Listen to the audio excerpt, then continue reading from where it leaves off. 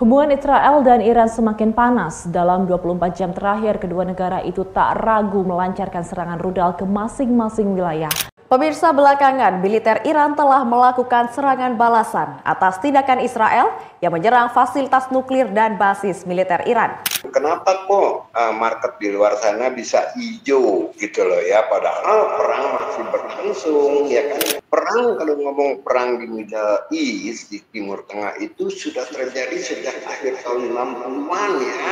Nah, tapi terlepas dari masalah ukuran kemiskinan, memang ekonomi kita sudah diprediksi oleh banyak lembaga, IMF, Bank Dunia, OECD meramalkan cuma 4,7%, jauh dari 5%.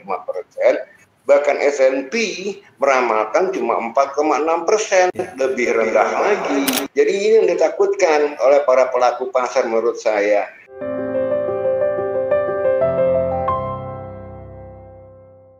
Halo Sobat Sip, ada dua hal yang saat ini menjadi hot topic. Yang satu dari internasional dan yang kedua dari dalam negeri. Yang pertama adalah saat ini Israel tiba-tiba menyerang Iran karena Israel menghantam pusat nuklir Iran karena Israel tidak ingin Iran mengembangkan nuklirnya lebih jauh. Dan kemudian hal itu membuat salah satu pemimpin tertinggi daripada Iran meninggal dunia. Dan itu membuat Iran kemudian membalas Israel. Dan ini dikhawatirkan akan memicu perang yang lebih dalam lagi. Yang kedua, saat ini World Bank mengatakan bahwa penduduk Indonesia yang miskin itu menjadi 194,3 juta jiwa dan atau sekitar 68,3% dari total penduduk Indonesia, dan itu meningkat dibandingkan tahun yang lalu. Sedangkan data dari BPS mengatakan penduduk miskin Indonesia itu hanya 8%. Mana yang benar? Nah, untuk itu kita akan membahasnya bersama narasumber favorit Anda, yaitu Prof. Ferry Latuhihi. Halo bro, selamat malam. Prof. Ferry. Malam Tan. Thank you sudah mau hadir kembali di podcast kita di channel saya. Thank you. Bro, saat ini kondisi ekonomi global kembali memanas karena Israel menyerang Iran dan kemudian Iran membalas Israel. Ini kira-kira apa dampaknya bro terhadap kondisi market internasional maupun IHSG Indonesia? Ya, yang pertama kita lihat pada Jumat lalu ya, setelah Israel menyerang Iran itu kita lihat Wall Street jebol ya. Dow Jones minus 800. Tapi kalau kita lihat ini hari ya, walaupun harga minyak sudah terdongkrak ke 75, naik sekitar 5-6% ya, kita lihat Dow Food-nya, futures-nya itu mulai hijau lagi, dan Asia juga mayoritas hijau ya. Yang merah justru kita, padahal pagi-pagi di sesi pertama kita pun amazing ya, hijau sebetulnya kita pagi-pagi ya, lumayan lah ya, plus 30 atau 40 poin. Tapi di sesi kedua memang mendapat tekanan yang sangat dalam sampai akhirnya indeks kita ditutup minus 48 poin. Nah di sini kan kenapa kok market di luar sana bisa hijau gitu loh ya, padahal perang masih berlangsung ya kan. Perang ini Iran sama Irak ini baru mulai sebetulnya ya, belum finish ya kan. Tapi menurut saya sih perang, kalau ngomong perang di Middle East, di Timur Tengah itu sudah terjadi sejak akhir tahun 60-an ya. Israel dengan negara-negara Arab ya, tahun 70, sesuatu yang baru perang itu. Jadi tidak sangat, menurut saya bukan barang baru lah ya, mereka udah get used to it, sudah terbiasa dengan perang itu. Memang harga minyak diprediksi ini bisa tembus ke $100, tapi ternyata tadi saya lihat sudah mulai kenaikannya ya, sulit untuk menembus Brent oil itu menembus 75. Nah, ada dua isu yang membuat ketidakpastian di dalam global ekonomi, yaitu isu yang pertama ini adalah isu perang dagang ya antara Amerika dengan negara-negara. Isu yang kedua adalah perang Israel. Nah, saya kira market di luar sana hijau karena didorong oleh isu yang pertama, yaitu perang dagang yang sudah mulai mereda ya. Kayaknya sih terutama ya dua negara besar ini yaitu US dan China ujung-ujungnya akan damai di dalam perang dagang ya. Nggak seperti pada waktu Trump meluncurkan yang namanya Independence Day apa sih ya pada tanggal 2 April yang lalu ya. Nah, antara perang dagang dan perang Israel-Iran, saya rasa seandainya perang dagang ini bernuansa positif, si Trump ini akan dengan Xi Jinping, dengan China, itu faktor positif yang meng-offsetting ya faktor negatif dari perang Iran sama Irak. Itu yang pertama ya. Yang kedua, memang kalau faktor domestik ya kan, kita diramalkan bukan cuma masalah kemiskinan, itu ukurannya beda-beda memang. Nah, kalau buat sana memang menggunakan purchasing power parity yang istilahnya seragam digunakan juga untuk negara-negara lain ya, bukan cuma kita aja. Sedangkan BPS itu acuannya adalah cuma negara kita. Ya, oleh karena itu BPS jumlahnya cuma 7-8% kemiskinan dari total kita. Nah, Bank Dunia ini 68%. Jauh itu gapnya. Ya, karena ukuran yang berbeda. Nah, tapi terlepas dari masalah ukuran kemiskinan, memang ekonomi kita sudah diprediksi oleh banyak lembaga, IMF, Bank Dunia, OECD meramalkan cuma 4,7%, jauh dari 5%. Bahkan S&P meramalkan cuma 4,6%, lebih rendah lagi, ya. Nah, yang dikhawatirkan para pelaku pasar adalah S&P, ya. Takutnya nanti ya kalau kita sudah di downgrade pertumbuhan ekonomi kita ke 4,6%, dia juga akan mendowngrade sovereign rating kita di one notch lower ya. Jadi ini yang ditakutkan oleh para pelaku pasar menurut saya. Dan oleh karena itu kita lihat yang mendapat tekanan adalah saham-saham bank tadi ya, BCA terutama BNI ya. Nah, itulah sebabnya kenapa market lain hijau, kita malah merah sendiri. Ya, padahal market kita tadi sempat pagi naik itu karena terdorong dari sektor energi ya bro ya? Ya, saya kira sektor energi emang mendorong. Sebab pagi-pagi pun sebetulnya baru dibuka saham-saham bank itu merah ya. Sektor energi diuntungkan dengan naiknya harga minyak. Ya, kira-kira menurut lo kemungkinan nggak nih bisa tembus ke 100 nih minyak nih? Susah memprediksi harga minyak itu susah. Saya kira sih pertama ya dalam kondisi yang sama sekali demand itu loh ya. Jadi nggak bisa kan kalau minyak itu kan juga disebabkan oleh driven by supply ya. Kalau demandnya juga lemah sebelum perang Israel-Iran pun memang diramalkan global ekonomi akan melemah. Memang terhadap oil melemah, oleh karena itu kenaikan oil price juga tidak terlalu mengejutkan ya. Bisa juga besok-besok malah turun lagi dari 75 ke 71 atau 72 bahkan ke 70 bisa terjadi gitu ya. Kan tadi trade pelemahan global ekonomi. Nah, kalau misalkan minyak ini kita bilang kondisi buruknya bro ya, minyak ini kemudian menguat, itu kan pasti akan berdampak terhadap inflasi di Indonesia. Kemungkinan akan bisa memicu inflasi. Sementara kita tahu bahwa kalau naiknya inflasi karena cost push inflation itu kan berat ya bro ya, karena harga harus naik padahal daya belinya kan turun. Nah, ini ya berat. Ini bukan ini berat kalau cost push inflation itu akan ekonomi ya. Kalau demand full inflation itu tetap memperlemah kenaikan ekonomi yang menyebabkan inflasi gitu ya. Tapi kalau ini kita udah lihat daya beli masyarakat kita ini turun, oleh karena itu kita lihat berbulan-bulan kita mengalami deflasi. Ya. Nah sekarang inflasi seandainya muncul, it is not good at all ya, malah memperlemah lagi lebih dalam daya beli masyarakat kita di samping bengkaknya defisit APBN karena yang namanya BBM masih harus disubsidi oleh pemerintah sehingga space pemerintah untuk melakukan juga semakin berkurang ya. ujung-ujungnya kalau harga minyak ini naik, ya, itu bisa menyebabkan ekonomi growth kita mungkin lower dan 4,5%.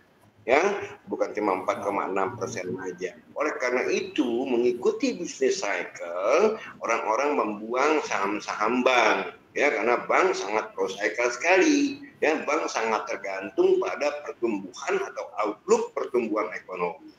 Ya, itu sebabnya. Nah, kalau kita melihat bahwa bank akan turun, kira-kira yang akan prospek untuk kita melakukan investasi selain sektor energi, sektor apa, Bro? Kalau untuk jangka panjang sih saya tetap mengatakan semua orang bahwa saya yang berbasis teknologi. Karena apa? Eranya AI, ya, artificial intelligence. Oleh karena itu jangka panjang saya pilih saham-saham yang berbasis ya, misalnya seperti GoTo, ya saat pitching itu karena pertama adalah itu berbasis teknologi adalah sekarang saham itu sendiri, company itu sendiri sudah hampir berhenti bleeding, ya, hampir berhenti bakar duit, ya. Sekarang kita lihat bukunya, EBITDA-nya saya harapkan di kuartal kedua sudah mulai positif, ya. Artinya apa? GoTo is gonna start making money, ya, and stop bleeding, ya, stop. Oleh karena itu saya mulai masuk di GoTo di bawah 80 dengan satu visi bahwa saya membeli untuk saya hold setidaknya 1 tahun sampai 2 tahun, bukan untuk trading, ya. Saya benar-benar investing, I'm not trading, I am investing, ya, sehingga saya pilih saham-saham yang sifatnya masa depan, ya. Dan sekarang juga kalau kita lihat GoTo rame dibicarakan dan antara mau masuk, Grab mau merger. Ini kan artinya apa? Saham ini seksi gitu loh, ya. Nah, sehingga dilirik orang gitu, walaupun itu masih berupa isu, ya. Nah, tapi terlepas dari itu, jadi harus lihat. Nah, kalau Anda mempitching saham startup, harus lihat size-nya. Ya, kalau saham yang size-nya kecil-kecil, tapi GoTo is too big, atas 100 triliun loh. Ya, jadi nggak gampang terjungkal itu loh, ya. Nah, itu kalau kita ngomongin saham. Yang kedua, yang anti cyclical, artinya ekonomi mau boom atau bust, itu adalah consumer goods, ya. Pilih misalnya kalau saya tidak recommending anyone loh, ya. Ini mengikuti saya silakan, Anda tidak mengikuti juga nggak apa-apa. Misalnya consumer goods itu Indofood. Menurut saya Indofood itu tahan banting, ya. Mau ekonomi naik, mau ekonomi tetap aja yang namanya, ya, Indomie itu harus ada buat tukang Gojek dan semuanya, ya. Artinya produk-produknya memang yang dibutuhkan sehari-hari oleh konsumen. Nah, kalau sektor energi itu kan saat ini banyak banget ya, Bro, ya, di Indonesia. Nah, kira-kira sektor energi yang cukup menarik secara valuasi company itu yang mana, Bro? Dari sekian banyak kalau sektor menurut saya gini, sektor energi itu sektor yang paling risky, ya. Kalau menurut saya, yang risikonya sangat tinggi karena apa? Tergantung daripada energy price yang sangat volatile, ya. Misalnya, ya, Antam tuh valuasi saya 160, ya, tidak ada kenaikan harga emas. Ya, harga emas ini yang memicu Antam itu naik ke atas 3.000. Nah, di sini memang menjadi pertanyaan adalah, ya kan, kalau ini komoditi, ya. Jadi kalau menjadi pertanyaan, apakah memang harga emas akan sustain gitu loh, ya. Nah, saham lain yang energi menurut saya mungkin Medco kali, ya. Nah, kalau saham-saham energi itu yang perlu diperhatikan bukan harga energinya, tapi corporate action-nya, ya. Apakah ada corporate action dari company itu, gitu loh. Jangan melihat harga energinya. Itu sih my masukan. Ya, oke. Nah, sekarang bagaimana caranya kita bisa menilai saham-saham yang pro ekonomi, ya, yang mana yang anti ekonomi, ya, yang anti siklikal, ya. Bagaimana caranya menilai yang anti siklikal? Itu yang murah itu gimana caranya menilai, Bro? Ya kita lihat lah, kayak seperti tadi saya bilang saham-saham konstitu itu kan boleh dibilang produknya adalah kebutuhan kita sehari-hari, ya, dari sabun sampai chips, ya kan, dan segala macam, ya, kecap, ya. Indomie, itu kebutuhan sehari-hari, artinya ekonomi naik atau ekonomi turun itu tetap dikonsum oleh consumer, gitu loh ya. Nah ini yang anti-cyclical, yang futuristik sifatnya, yang bersifat masa depan, itu saham-saham yang berbasis teknologi. Ya, seperti saya katakan tadi, saya memilih GoTo. Saya tidak rekomendasi Anda ya. Ini disclaimer loh. Ini preferensi saya dan memang visi saya di dalam berinvestasi. Memang masalahnya saham-saham yang bersifat futuristik ya, itu harus sabar. Nggak bisa Anda overnight make money lantas become a crazy rich gitu loh ya. Saya kasih contoh. Saham-saham futuristik di tahun 90-an adalah Amazon. Tahun 96 tuh $5 harganya. Tapi 20 tahun kemudian 2000 itu 400 kali lipat ya. Nah, ini saham-saham futuristik. Jadi Anda tidak bisa bikin duit overnight. Anda harus buy and hold at least mungkin 2 tahun loh, ya, atau setidak-tidaknya 1 tahun, ya. Nggak bisa ini hari Anda beli lantas bulan depan tiba-tiba iya, Anda langsung beli rumah di Pondok Indah 15 biji, naik Ferrari 12 biji, nggak bisa. Ya, Anda harus sabar. Ya, itu namanya investasi. Ya, saya lihat ini GoTo adalah a value stock. Ya, a value stock. Jadi saya tetap, kalau saya sih sendiri, saya fokus ke saham-saham yang non konvensional, yang sifatnya futuristik. I buy and I hold. Ya, setidaknya 1 tahun, 2 tahun, karena saya lihat ada siklusnya. Siklus startup itu 5 tahun pertama bakar duit, ya 5 tahun kedua baru dia mulai hiking ya. Dan saya yakin nanti tahun 2029, 3-4 tahun from now, saya yakin kembali ke IPO price-nya seperti GoTo ya di 385 ya. Ya, ya. Oke. Tadi lu sempat bahas mengenai Indofood. Nah, Indofood punya kompetitor yang juga nggak kalah gede, yaitu Unilever. Gimana menurut lu tentang Unilever? Unilever itu dying ya, kita bukunya ya, bahkan saking shrinkingnya, saya bikin valuasi, nilai wajarnya nggak sampai 1.000 loh, ya, makanya pada waktu orang nanya di sama saya bilang sell ya, karena menurut hitungan saya, nilai wajarnya itu nggak sampai 1.000, cuma 800-an. Kenapa? Price earning ratio-nya aja pada 1730, 30 kali lipat loh bos. Itu gila loh. Dari satu saham yang PE rasionya 30 itu luar biasa ya. Terus price to book value-nya itu juga 30 ya. PE-nya 20 kali lipat, PBV-nya 3 kali, bukunya cuma 56 dan dihargai di pasar 1.730. Must be buying a dream ya. Nggak akan nyampe itu, karena saya yang jelas bakal turun bukan bakal naik karena ini terlalu overvalued, sangat mahal sekali. Nah, tahun lalu malah mereka membagi dividen 133% dari net income. Ya, jadi dividen payout rasionya 133%.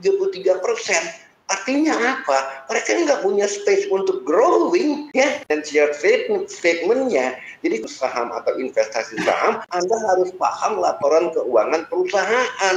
Kenapa? Karena banyak sekali yang masuk di Unilever di 7.000, averaging down 5.000, averaging down lagi 4.000. Wah, itu bottomless loh. Saya juga bilang sama teman saya, wah lu kamu gila itu. Beli saham Unilever di 4.000. Ini menurut hitung-hitungan saya nggak fair value-nya, dan ternyata terjadi. Pernah jatuh ke bawah 1.000 ya. Ya, sempat ya kemarin pada saat trading halt itu Unilever di bawah 1.000 ya waktu itu ya. Iya. Sekarang pun masih kemahalan ya. Sekarang pun ini naik lagi mungkin karena merasa dulu pada beli di 4.000 nih ya, di 1.500 murah gitu ya. Enggak gitu loh ya. Kalau melihat valuasinya tuh saya hitung-hitung cuma 815 loh per value ya. Karena saat ini banyak orang yang menilai bahwa harga sebuah saham itu kalau turun banyak itu murah bro. Ini kan lihatnya ya, dari historical price. Menjebaknya. Padahal ngadangin pisau jatuh. Iya. Padahal harusnya menilainya harus dari bagaimana nilai dari perusahaannya ya, bukan dari historical price-nya ya harusnya. Betul. Nah, sekarang bagaimana caranya? Kita harus tahu fundamental price-nya berapa. Makanya harus paham, membaca laporan keuangan dengan baik, ya kan, melakukan valuasi dengan baik, sehingga setidak-tidaknya kita tahu apakah saham ini kemahalan atau kemurahan. Iya. Nah, maka dari itu mungkin kita akan mengadakan workshop ya bro ya, untuk sharing kepada rekan-rekan gimana Boleh? caranya kita bisa memvalue sebuah perusahaan, mana yang murah, mana yang mahal, sehingga nggak Betul. ngeliat cuma dari historical price, yang akhirnya jadi jebakan Batman kan. Dan kasihan Betul. ya, banyak orang yang melihatnya dari jebakan kena dari historical price itu membuat akhirnya averaging down, akhirnya terakhir sudah nggak ada peluru lagi tuh untuk melakukan investasi, iya kan? Nah, jadi dalam hal ini kita perlu belajar yang namanya company valuation. Dan untuk itu, bagi para sobat SIP yang ingin belajar dengan Proferi, kita akan adakan tanggal 28 sampai 29 Juni ya bro ya. Kurang lebih hanya sekitar 10 hari dari Ya. saat ini. Kalau Anda ingin ikut sama-sama dengan kita belajar di workshop bersama dengan Proferi tanggal 28 sampai 29 Juni, Anda bisa hubungi hotline di bawah ini dan segera Anda hubungi. Kenapa? Karena saat ini seat sudah tersedia 70% dan kita maksimal kelas hanya kita buka maksimal 50 karena Proferi tidak mau jumlahnya terlalu banyak. Karena kalau terlalu banyak ini kan menggunakan itu ya, workshop ya, pakai Excel, langsung pakai komputer ya bro ya, dan langsung tanya jawab ya. Harus bawa laptop. Ya. Ya. Peserta harus bawa laptop karena kita bekerja dengan Excel dan real data ya. Tidak ada teori-teorian. Nanti kita download laporan keuangan emiten yang kita valuasi dari Wall Street Journal atau dari Yahoo Finance. Nah, di situ kita belajar secara praktis. Ya, untuk itu makanya nggak bisa pesertanya banyak-banyak ya bro ya. Nggak bisa. Karena Nggak efektif. nggak efektif ya, karena tanya jawabnya jadi nggak cukup waktunya mungkin ya kalau terlalu banyak ya. Betul. Ya. Jujur ya, saya merasakan banyak manfaat yang saya terima ya, terutama dalam memvaluasi saham ya. Mungkin kebanyakan dari investor saham itu membeli saham nggak tahu apa yang dibeli, bahkan mungkin hanya mengerti gambaran luarnya aja gitu ya. Nah, namun dengan ikut pelatihan workshop dari Profesor Ferry ini, nggak sangka-sangka ternyata diajarin bagaimana kita tuh memvaluasi sebuah saham secara metodenya benar gitu ya, sampai ketemu harga wajarnya. Dengan mengikuti kelas dari Profesor Ferry ini yang hanya cuma cukup 2 hari, itu udah seperti kita itu mengikuti sebuah pelatihan di kelas profesional seperti CFA gitu. Oke, salam cuan. Oke, jadi selama 2 hari ini belajar sama Prof. Ferry gimana cara baca laporan keuangan, gitu, cara analisis saham, mana saham yang bagus, yang undervalue, dan saham-saham yang overvalue. Kesannya ya bagus banget ya, Prof. Ferry-nya baik, friendly, dan ngajarinnya secara detail dan sesimpel mungkin gitu, supaya kita bisa gampang hafalnya, gampang ngertinya gitu. Salam cuan, hebat luar biasa. Oke, Sobat SIP, saya rasa tidak terasa waktu kita sudah berjalan kurang lebih 20 menit. Maka kita akan belajar lebih lanjut dengan Prof. Ferry pada tanggal 28 sampai 29 Juni 2025. Sampai ketemu di Jakarta tanggal 28 29 Juni 2025 di workshop bersama Prof. Ferry Latifir. Oke, thank you bro. Dan buat Sobat SIP, lakukan terus saving, investing, protecting agar hidup Anda makin sip. Saya Tony Hermawan Adikarya, sampai jumpa di Puncak Kemakmuran.